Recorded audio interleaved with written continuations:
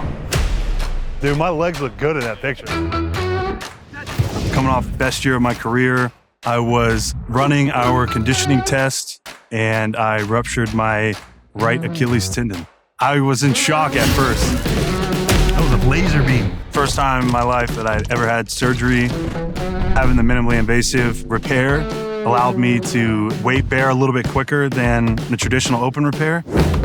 Oh yeah, right to me. Come here, baby. My son Rylan was starting to crawl about the same time that I was starting to walk again in a boot. When I first saw the incision, I was very surprised by how small it was. One of the biggest motivating factors was to be able to be active again with my son. I was cleared to football activities at 10 months.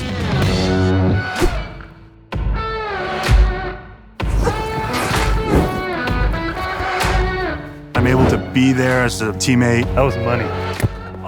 as a father, as a husband. Wow. Whoa, dude.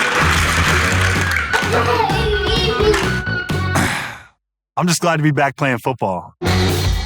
This procedure isn't just for professional athletes. It's available for everybody. It was great for me. I'm Nick Moore, and I'm an Arthrex athlete.